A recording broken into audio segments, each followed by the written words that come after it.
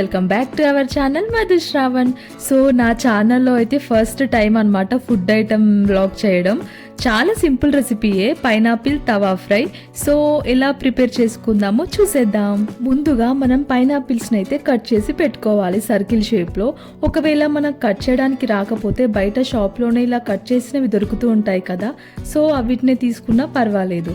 First అయితే పైనాపిల్కి chaat masala prepare చేసేద్దాం. First ఒక బౌల్ తీసుకోవాలి. ఆ బౌల్లోకి 1 టేబుల్ స్పూన్ షుగర్ అయితే యాడ్ చేయాలి. పైనాపిల్ అయితే అంత స్వీట్గా ఉండదు కదా, కొంచెం పుల్ల పుల్లగా ఉంటుంది కాబట్టి మనం కొంచెం అయితే షుగర్ అయితే యాడ్ చేయాలి. తర్వాత 1/2 టేబుల్ స్పూన్ సాల్ట్. ఇక్కడ నేను చెప్పిన క్వాంటిటీయే మీరు తీసుకోవాల్సిన అవసరం లేదు.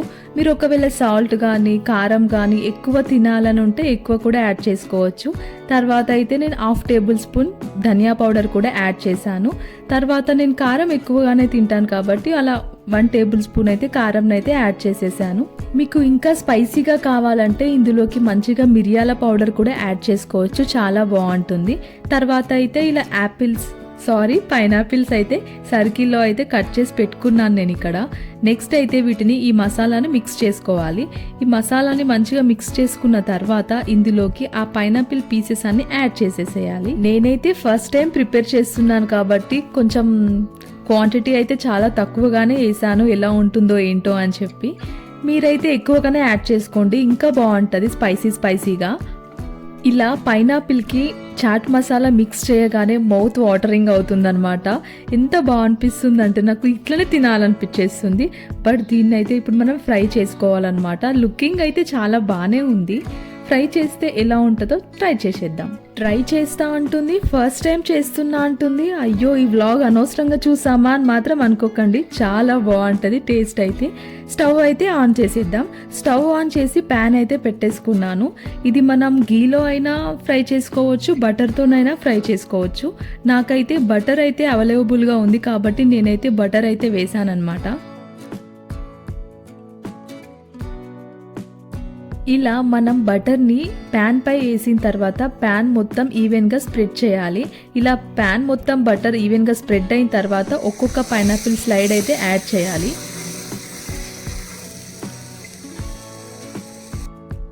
మనం ఈ స్లైసెస్ని ఫ్రై చేసేటప్పుడు బటర్ని అయితే ఎక్కువ క్వాంటిటీలో అయితే యూస్ చేయొద్దు స్టార్టింగ్లోనే. అలా కొంచెం ఫ్రై చేస్తూ ఉన్నప్పుడల్లా కొంచెం బటర్ని అయితే యాడ్ చేసేసుకోవాలి. నేనైతే ఫస్ట్ రౌండ్కి అయితే ఇలా 4 అయితే స్లైసెస్ని పెట్టేశాను.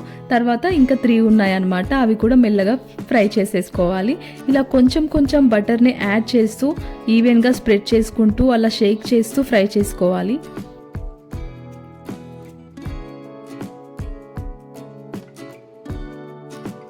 ఇలా 1 సైడ్ ఫ్రై అయ్యాక వాటిని ఇలా రివర్స్ తిప్పే ముందు అలా కొంచెం సాల్ట్, కారం, పెప్పర్ పౌడర్ చల్లుకుంటే ఇంకా బాగుంటుంది.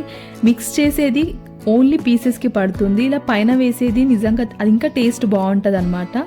సో అయితే ఇలా రిటర్న్ తిప్పేసుకోవాలి ఒక సైడ్ ఫ్రై అయిన తర్వాత. ఓకేలే, మనమైతే ఇవి ఫ్రై అయ్యేలోపు ఒకటి మాట్లాడుకుందాం. నేను చిన్నప్పుడు స్కూల్కి వెళ్ళే టైంలో ఒక మూవీ చూశాను.